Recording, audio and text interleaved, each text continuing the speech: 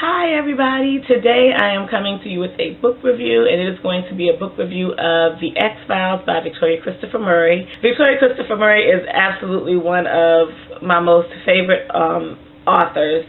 She, in my opinion, does an excellent job of incorporating the faith into her Christian fiction novels in a way that is real, and I think Victoria Christopher Murray does an excellent job of writing characters who have a faith, jack up whatever decisions they have to make, because they're not necessarily considering the faith standpoint of it. They're considering their feelings of it and acting out of that emotion, which does not always breed the best responses and the best consequences for the decisions that they make. And then they take a step back and they look at what they should have done, and have to deal with changing their actions, changing their thought processes, their mindset based on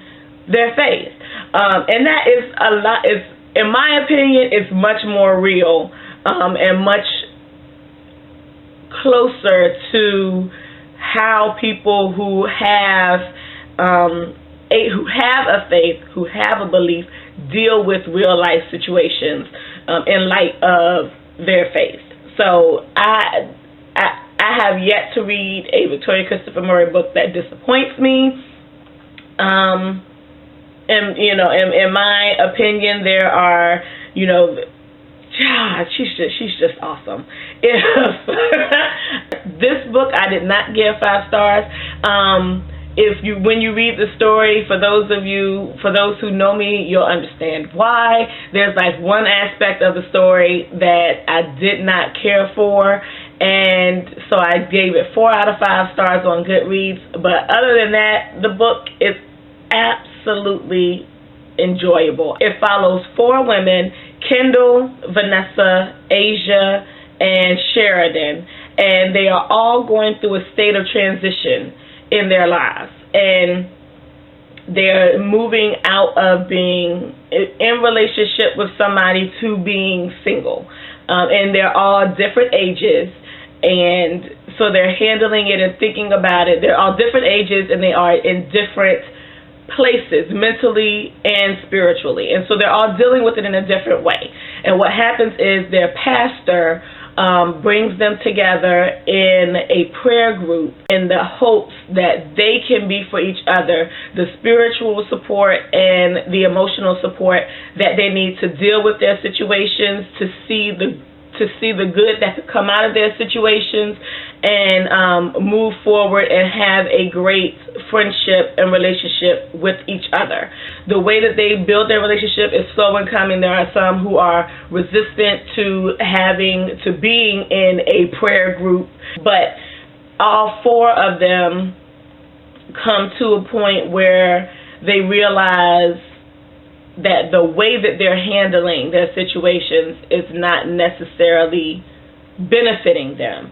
And so as a result of that, they look at it, they look at their group in a different situation, in a different light, and they take it more seriously, and they do become the bond. They do start building the bond that the pastor had in mind that they would build.